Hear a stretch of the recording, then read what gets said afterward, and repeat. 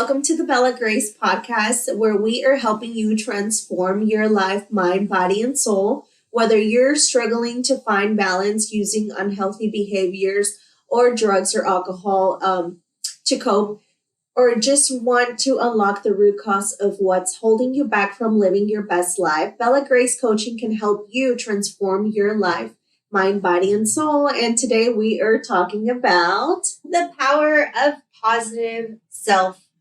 Yes. There we go. So the power of positive self-talk. This is a big one. Yeah. I think I'm guilty of it. Yeah. Everybody's guilty of it. Of the negative self-talk, right? Yes. Like positive self-talk is powerful. Very powerful. But we default to negative self-talk. Yes. That is our auto response, I feel like. And I feel like you have to train yourself to talk positive to yourself. Yeah. It's not easy. No, because I've done it too, where I say something subconsciously. Yeah. And then my kids hear it, and then I'm like, oh no, like, what am I teaching them? What am I training them? Like, no. And then I stop them. Like, if I say, oh, I'm so stupid. Yes. Like, or, oh, I'm so dumb. Or like, well, when I say those things, my kids repeat them. And the more you repeat certain words, the more you keep attracting that stuff. So for me, that's been a big eye opener where I'm like, oh, I have to be careful with what I say to myself and also what I'm teaching them, because that's what they're growing up to listen to, and how what they say about themselves is how they see themselves. Yeah. So let's first set the scene. Let's define negative self-talk versus positive self-talk. Okay. So for me, negative self-talk, like you said, looks like me saying, oh my gosh, I can't do that. I can't go to I don't want to go to the beach this summer because I'm too fat. I've gained way too much weight. I don't fit into my bathing suit. Yeah. I've got to buy new bathing suits and I'm not going to. Yeah. I need to lose weight and fit into my old bathing suits. And that is negative self-talk. You might think, okay, well, I'm telling myself I need to lose weight. I'm motivating myself to lose weight. But no, that is negative self-talk because you're putting yourself down. Yeah, you are. Yeah. Positive self-talk in that situation looks like I have a body that moves, so I'm going to go to the gym so that I can stay healthy and happy and be here for my kids. And we talked about this when we talked about health and nutrition, exercise. What was it? Exercise and nutrition. Yeah, I think was the topic in that discussion. But that is the difference between negative self-talk and positive self-talk is the way that you phrase it. Yeah. And like you said, and we said this during the nutrition and exercise, what you tell your brain is what your brain is going to produce. Yeah. Your brain is like Google. Yeah. It is. It listens, and what you say is what it's going to try to give you. You know what I say? Words have power. They do. Words have power. Yep. Yeah. And the words that you say to yourself are the most powerful, but what you say to yourself, your kids hear. So we're both moms. And I try really hard not to tell my daughter that she can't do something. Yeah. I encourage her to try new things. Yeah, the same here. Yeah. I advise her of the potential risks. Yeah, I do the same thing. Yep. Like, well, I mean, yeah, go for it. Do it. Try out. Go for it. Try it. Whatever it is. Just know that you could potentially end up with fill in the blank, a concussion. Yeah. You could fall off the side of a cliff. You could whatever. Here's the risks, but go for it. Yeah. Because I feel like our generation was told no a lot. Like you were either, if you did, do something, you were given a trophy for participation. You were forced also. Yeah. We didn't have a choice. I know, like, a lot of we didn't kids, have a say. Yeah. If your mom was like, you're doing soccer, you're doing soccer. But why? Because I said so. Mm-hmm. Yeah. And so we got trophies for participation. We're the participation trophy generation. Oh no. Is that really what we are? Yeah. Oh. Unfortunately. Because you're a millennial too, right? Yeah. So we were the start of the participation trophy generation. But then, so whenever we fail at something, we beat ourselves up about it. Mm-hmm. And we're like, why?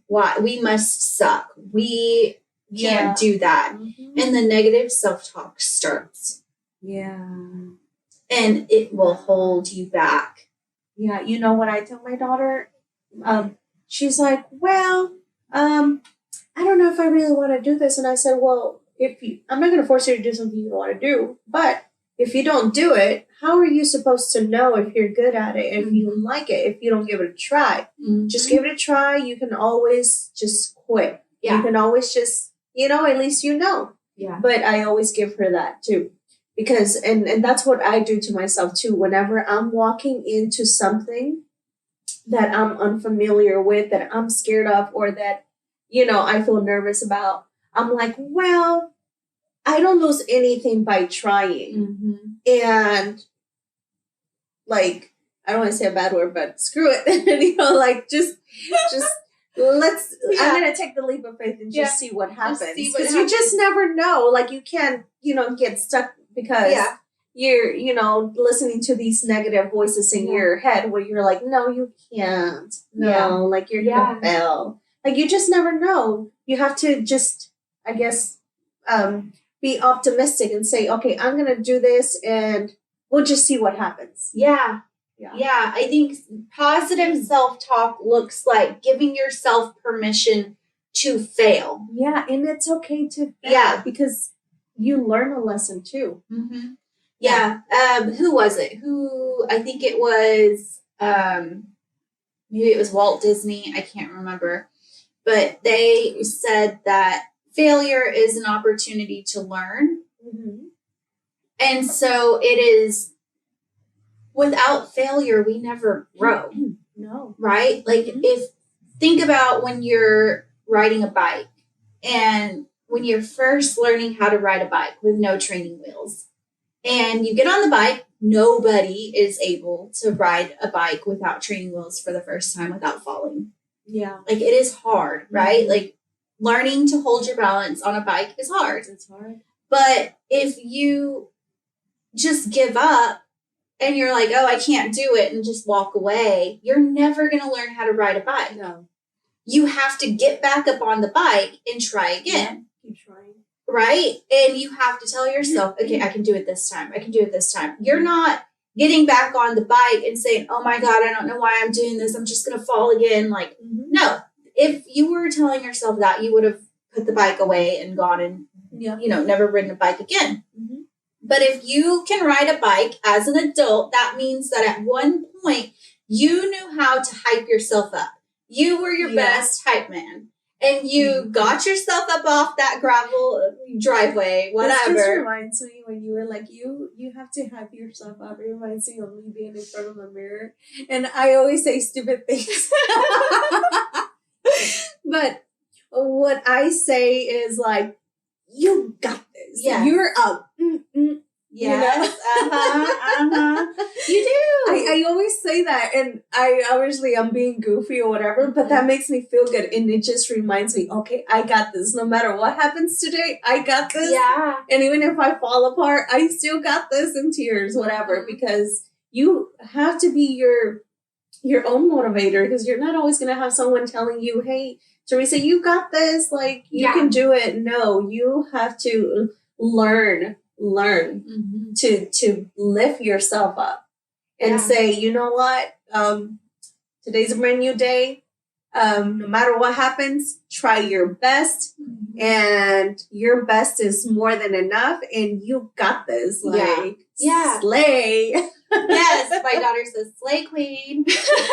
Oh my God. What are these new words the kids are using? My daughter and her friends use. That's so aesthetic. Oh, yeah. They do. Yes, I know. Slang. Yeah. Our millennial slang was better. Yes, we had better words, guys. Sorry. Yeah. But whatever. But you have to be your own hype man. Mel Robbins has a reel out there, and she says it all the time in podcasts, but she says, no one is coming to make you train for that marathon. No one is coming to make you apply for that job. No one is coming to save you. You must do it yourself. This sounds like self-sabotage.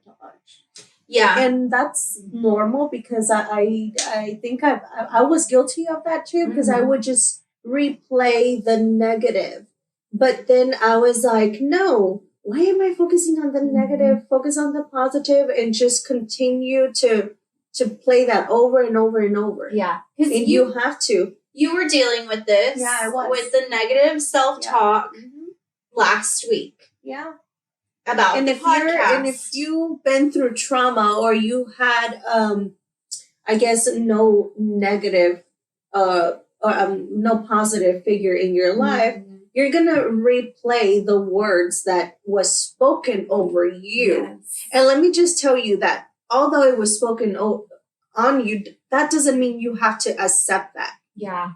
Because whatever comes out of someone else's mouth to you, it's not speaking about you. It's speaking about what is in their heart. Like if you have a lot of self-loathe, hatred, anger, bitterness, that's all that's going to come out of your mouth. And that's what you're going to project onto others. And so I learned that what people think and say or what they say to you how they're bringing, you can't.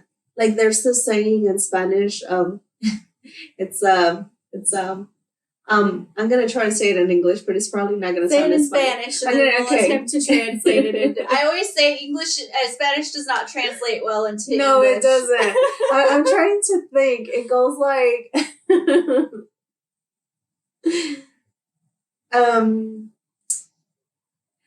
tú eres agua y yo jabón. Oh yeah. Y todo lo que me. I don't know, but in English it's the one that says in English it's the one that says I'm rubber and you're glue. Okay. Whatever you throw at me bounces off of me and sticks to you. There you go. Yeah, it's kind of the same thing. Yeah, because it's true. Like people are saying if they're happy, they're gonna give you positive, good, feedback. And if they're angry and bitter or whatever, they're gonna be like, "Oh, you suck." Yeah, but you have to be constantly talking positively to yourself so that when people's negative words come at you, you are so firm in your positive foundation that when they say, "Oh, Rosie, you shouldn't be doing this," or "Oh, Rosie, you don't belong on that podcast. Oh, Rosie, you sound stupid on the podcast." Like, no, I don't. You are so rooted in your purpose and in your positive mindset of yourself that it just bounces right off. And it's sort of like this words of affirmation. You have to constantly tell yourself these things so that they can stay rooted in you, and then you become what you believe. You do, yeah. And if you're believing the bad in the negative, that's what you're going to become. That's how you're going to feel. But if you don't, you're going to shine. You're going to be the best that you can because you're going to be like, well, I am good at this. This is who I am. And I like myself. I am beautiful. I am strong. I am confident. And these are certain things that I used to tell my daughter. When she was younger, I used to, before I would have her open the door, I would say, repeat after me. And I would tell her, say, I'm beautiful, I'm strong, I am loved, I am confident, I can do anything I set my mind to. And she would get annoyed because it was the same thing every day. But it helped her a lot because it helped her self-esteem. And she was like clinched to these words that I was speaking over her, that she was speaking over herself. Yeah. So then when certain people would tell her certain things, she would be like, oh, I don't care. Yeah. Because she knew who she was because of those words that she accepted, that were positive things that she accepted. And your daughter is introverted. Yes, she is. She is. I think it's really important to instill that in our kids, that regardless of whether they're introverted or extroverted, because the extroverted kids tend to be the popular ones, right? They tend to be the in crowd. They tend to be the ones that people flock to. Yeah. They grab the attention of the room. But sometimes they are the most insecure. They are the most wounded. And it goes like this. Confidence is quiet. Insecurity is loud. Yeah. Yeah. And so it's important to teach your kids how to be secure in themselves, regardless of their outward personality, right? Because the flip side of that is that, yes, the extroverted kids grab the attention of people, and they may be some of the most wounded, some of the most insecure. The introverted kids will most likely be the target of bullying. They are also likely to be left out. They are also likely to be the last one picked for games, for group projects, whatever. And they could be hurt, insecure. They could be all of those things. They could also be totally content on their own. Yeah, of course. But the bottom line is that we need to be allowing our kids to feel secure in whatever their personality is. Yeah. So that when they are adults and they're in a new situation, they're so well rooted in who they are. They're like, so I don't care. That's like what your we daughter. used to say. Yeah. That's what my daughter says and my son too. Like he'll tell me, oh, well, my friend called me this and it made me angry. And I'm like, well, is it true? No. Then What's the big deal? Yeah. And he's like, oh, yeah. But because I feel like we're emotional creatures. We are, and we get wrapped up in other people's opinions of us, which is what we talked about last week, the fear of judgment. But we need to have that positive self-talk rooted in us so that we aren't shaken when other people's words come against us. Yeah. Or when the world's standard of beauty comes against us. Yeah. So this just reminds me of what God says about you in the Bible. God, there's like so many chapters I can't even like pinpoint one, but where God tells you who you are. You find your identity in God. But I always speak about, if I talk about God, I'm going to speak about the devil, like how he confuses you, how he puts all these words, negative self-talk, confusion in your head. But you have to learn to discern the words that are creeping into you that are not from God. Yeah. So, because if you're not careful, you can get caught up in the cycle and it'll destroy you. Yeah. So when I go through this stuff, like I even need you to be like, hey, no, what does God say about you? Yeah. And then I'm like, well, God says I am strong, I am beautiful, I am confident, and I got this, and I am, Yeah. And so I'm fearfully, wonderfully made. Which goes back to our episode last week about friendships, the importance of building healthy friendships. Because sometimes you do need an outside voice to come in and say, hey, what you're telling yourself is not right. Yeah. That's not true. And here is what you need to be telling yourself. Yeah. So it is important to have people who can also pour into you when you're talking to yourself negatively. Yeah.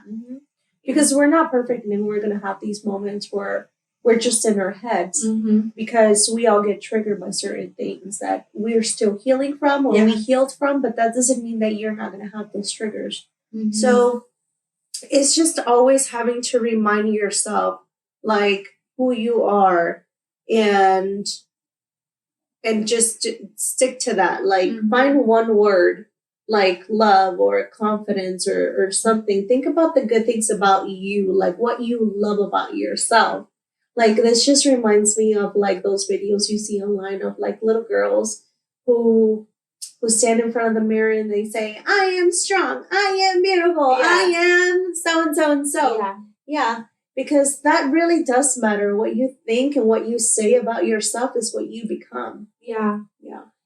For me, it is, I have been through a lot of transitional periods in my life, and I will let other people's opinions of me bring me down, right? Like they don't shape me. Like I'm not, when I was a teenager, they shaped me. If someone said that I was fill in the blank, I would do my hardest work to be the opposite. Right? Like if they were talking badly about me and they were like, she's blah, blah, blah, I'd do the opposite. Yeah. Sometimes I would dig in and prove them right. Right? Like I would just do it, but just out of spite, like, oh, you want to call me whatever? Then here That's I what am. you're going to get. Yeah. Yeah. And so, but now I have come to realize who I am. And when other people's opinions of me don't align with who I am trying to be and who I know I am, then I move away from that. And I know some people who cling to past relationships, past friendships, because that's all they've ever known. And they find their identity in those people. They don't know how to break free. Yeah. And when they try to move away from that lifestyle or move away from that part of their life, that chapter, that season of their life, they don't know how to break away from those people because their identity has been tied to those people in that season. And so it's at that point that you need to reestablish who you are through positive self-talk and saying to yourself, I am more than whatever. I am more, I deserve more. I am working towards more. I am going to be more. Because if you don't keep telling yourself that, you will be pulled back to the old friends, the old season, and the old way of living. Because the negative self-talk will take over, and you will start to tell yourself, I shouldn't be here. I don't deserve to go there.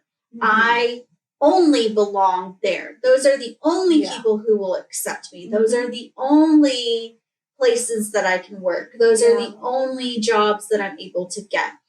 So you have to break that cycle by talking to yourself and saying, no, I am loved. I am confident. I am successful. I am going to make these changes. And I deserve to have friendships who support me. I deserve to have people in my life who support me. And I'm going to find them. I always say positive self-talk should be present tense, not future tense. So I am working on me, like currently doing it, right? Like I am working towards my master's degree. Not I'm going to have a master's degree, right? Like that's future tense. That's future focused. But positive self-talk should be right now, and it should reflect you as you want to be. It also needs to be real, because if it's crazy, like I'm a millionaire, right? Like if I'm telling myself I'm a millionaire, your brain is like, no, you're not, silly. Like, no, you're not. And there's no way for us to get that. So that is an imagination, imaginary idea, and that's not going to happen. Positive self-talk can be like, I am the best. I got this. Nothing's going to bring me down today. I can handle anything that comes my way. I can handle this with grace. Today, I will be happy. Today, I will find joy in the little things. Today, I am enough. And it also, so those are kind of like goal focused or like intentionally focused positive self-talk. But self-talk for yourself, my body is strong. Yeah. I am working on my leg strength. Like for me, my back is always it's always messing with me. So for me, positive self-talk about my body, because it would be very easy for me to just give up and say, look, my legs are numb. I can't get up. I'm just not going to go for a run today. I'm not going to run ever again. But instead, I tell myself my body functions well. I am able to walk and I am able to run. And I tell myself that because then I get up for a walk and the walk turns into a jog. And Yes. Yeah. Oh, I'm so glad you said that. And then I get home and my brain has that release, right? That dopamine release, that endorphin release. And my brain is like, ooh, let's do more of that. Yes. So then my brain says, I am strong. I am able to walk. I am able to run. And tomorrow I get up and I go for a walk and then it turns into a jog. And it's a cycle that is repeating itself and instilling it in my brain that I am strong and I am capable. Yes. Okay, good. Yeah. Yeah. So I've seen certain people when I'm out and about where they have tattoos to remind them of those things. Like I've seen a waitress with a tattoo on her neck that said enough. Or I am worthy, or I am loved, or just positive reminder. Oh yes, on one of the sides she had. This was last weekend. On one side she had this tattoo that said "Think positive," and I was like, wow, that's amazing because yes, you have to tell yourself that, but you also need a reminder here in there. Yeah. And I was like, that's great because sometimes you're having a bad day and you're like, oh, but then if you think, okay, well, I am enough. Think positive. Then you're like, oh, okay, I'm going to think positive. I'm going to think positive. I'm going to let this go because then this is going to ruin my day. Yeah. Yeah. I have an app and it's like a motivation app and you can choose like what topics, what phrases you want it to pop up. And it sends me a notification once an hour with either a motivational quote or I can type in my own affirmation or my own positive thought. Wow. And it sends it to me every hour. And there are some days when I'm like ready to throw my laptop through my front window.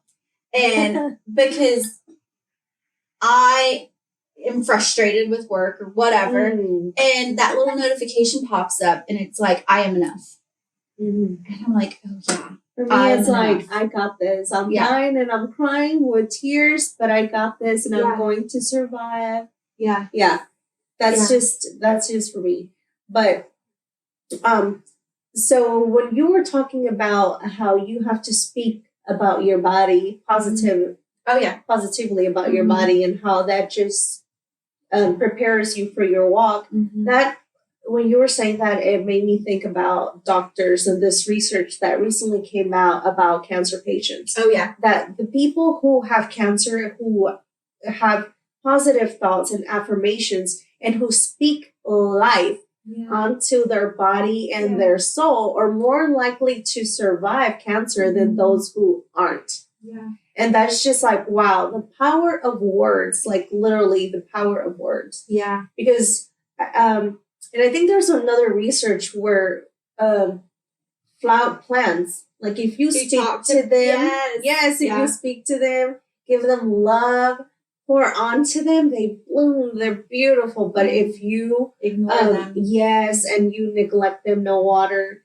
and you also don't show them love or tell them nice things, and they're around in a negative environment, they die. Yeah. Yeah. That was I found that study really fascinating. It was like this set of plants got spoken words of affirmation to it. And it was like a happy room and good things and laughter happened with these plants. And then in this plant room, the plants got yelled at and there was just negativity. Yeah. And the plants with the positive room bloomed and were gorgeous. And the ones over at the negative room, like, failed to grow. Like, they died and they wilted. And if it affects plants, guys, like, and what does it do to your soul, to your spirit, to your body, your brain, like, to your mind? Mm-hmm. It is, yeah. I like to surround myself with the people who are positive, honestly, because sometimes their positivity, like, it does something to me. It uplifts me, and I love that. Like, people who uplift each other and who are speaking life over you. I love that, because when you pour into yourself, you can pour onto others. And other people can pour into you in a positive way. Yeah. So when you're really struggling, so Pastor Stephen Furtick from Elevation Church, I listen to his sermons. I love him. Yeah, I watch. I mean, I like him because saying I love him means, like, I love you, I want to marry you. There's all kinds of definitions of the word love. There's agape. Should I say... Yeah, because it's like, oh, I love him. What if his wife is watching this? I don't love him. Was it phileo love? I think it's phileo love, where it's like friendship. Yeah. But anyway, so he says, like, if you're running low on joy or you're running low on positivity, come into the house of God and steal someone else's faith. Borrow someone else's joy. Like, sit next to the lady that... Yeah, exactly. Sit next to the crazy lady that's got her hands lifted and is, like, overjoyed with emotion, like the happy lady, and just go sit next to her and steal some of her faith, like some of her joy. You know what I mean? Like, borrow and just leech some of it off of her. Some people's light is just so bright. It's so...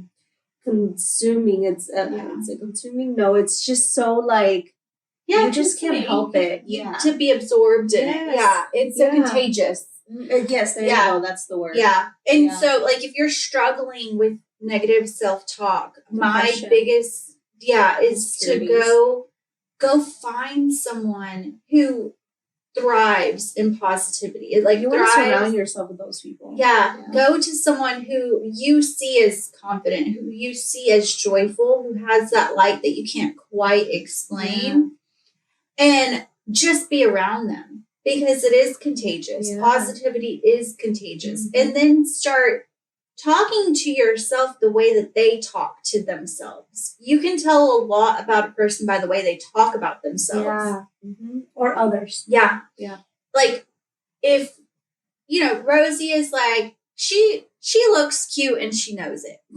She knows her hair is pretty, and, like, I've never seen, okay, I've heard you talk negatively about yourself. Yeah, you see me looking like a hot mess too. I have, but no, I've only ever heard you talk bad about yourself in regard to the podcast. Oh, really? Yes. And you're like, I feel like I sound stupid. I feel like I look crazy. Yeah. That's a different episode. If you missed it, it was like 2 episodes down. Yeah. Where we're talking about the fear of judgment. Yeah. Yes. Go back and listen to it. Because Rosie has been struggling with the podcast, right? Like, you've been struggling. She has a lot of insecurities, a lot of fear. Because it's not easy to be on the screen and talk openly about yourself and stuff and your struggles. It's not. It doesn't come naturally to me. But neither does negative self-talk. Because whenever I see you, whenever we hang out, and I'm like, oh, Rosie, you look so cute. You're like, hey, right, thank you. I got it at blah, blah, blah, right? Like, but you give some people, not you, but the general you give some people compliments, and they're like, oh, yeah, thanks. I mean, I've had this for years, like, whatever. And they downplay the compliment. Because they don't know how to take the compliment. Because they're not rooted in positive mindset of themselves. I'm learning that too as well. I'm learning to take a compliment and Because before I used to be like that. I used to be like, oh, thank you, no, but I just, Yeah. We deflect the compliment because we can't accept it. Yeah, and sometimes and I read this somewhere, because sometimes you don't want to be like, oh yeah, thank you, because then you're conceited. Mm-hmm. Or then you're like, some people will give you a compliment and they don't want you to take it really well. Yeah. But I mean, that's a different conversation for some other time. But anyways, but no, I'm learning to just be like, okay, yes, thank you, yeah, because I know the effort I put into like looking cute, and and I feel it, I like it, Yeah, it's okay to accept compliments, and it's okay to feel good about yourself. Yes. We should feel good about ourselves, and we should be our loudest hype man, biggest fan. Yeah. Mm-hmm. So how are some ways that people can practice positive self-talk? Right. Use a lipstick if you're a woman. Write it on your mirror. I used to have that, or I would write verses down, or a quote or a poem, something that just made me feel good and just made me like, okay, I need to hear that every day. Yeah. Even if it's a song, if it's a worship song with positive words, go ahead and do that, because sometimes you need that. You really do. Another way is, I wouldn't say tattoo it on your skin, because that stays there forever. But if you need it, then you go ahead and do it. More power to you. Yeah. But if you want to write yourself a little love note, like throughout the day as a reminder, or just write it somewhere, Yeah. Mine are Post-it notes. I put Post-it notes like on my computer screen on the corner. Post-it notes everywhere too. Yeah. Or a Post-it note on the mirror. Or I use like a dry erase board marker to write on my long mirror where I get ready. Words of affirmation. Yeah. Positive words about myself. I told you all about the app that I use to send me the notification. My favorite, though, is to have... I create like the positive thing that I want to tell myself, like I am enough, or I can do this. Mm-hmm. I can do all things through Christ who strengthens me. Like that Bible verse, I make it my wallpaper. I go on Canva and I make a cute little wallpaper, and I put it on my lock screen so that when I unlock my phone, right now it's a picture of me and my daughter, but when I'm struggling, thank you. When I'm struggling, I make it so right now, on my inside screen, I have the word movement. This is my digital vision board in motion, because I told you my back is bothering me. Yeah. So these words remind me to tell myself that I'm capable of moving, and I am capable of motion, and I'm capable of movement. So that's one of my favorites, is to like have it on my phone. And the huge one for me is creating a playlist, a hype playlist. Yeah. That has songs that tell me my personal anthem is Fighter by Christina Aguilera. It's a really old song. Fighter, yeah. But because it reminds me that I am a fighter. I have made it through some of the hardest things. And when I am doubting myself, and when I feel like I'm not enough and I can't do it, I put on my playlist, and it helps me. Yeah. I sing those words to myself. Yeah, that's good. Yeah, I have certain songs. I'm trying to think of a good one, but I can't. But no, you definitely need those songs that uplift you and that remind you, and just, Yeah. So... anything else? No. Yeah. So we talked about the importance of positive self-talk, how to practice positive self-talk, and the power of positive self-talk. I don't know if I already said that, but we also talked about the power of negative self-talk. We talked about nothing but the power of... No, we talked about the power of positive self-talk. Yes. Yeah. That's what we've been talking about. Yeah. So if you are struggling with negative self-talk, reach out to us. We can help you formulate a plan. I know we gave you ideas, but I have worked with clients who struggle with negative self-talk, and then we develop a weekly plan on how to incorporate positive self-talk. And I have seen it transform lives. I have seen it change someone who is so stuck and so depressed that they can't do anything in the evenings to changing the way that they talk to themselves throughout the week. And they're eating healthier, they're exercising more, they're checking things off of their to-do list, they're buying their dream house, they're finally going on vacation, like all of the things that they've been putting on the back burner because of the way that they were talking to themselves. Wow. Yeah. That's amazing. It is the power of self. Yeah. The power of positive self-talk. Yeah. There is freedom from the negativity. Wow. So don't forget to like and subscribe. Share the video.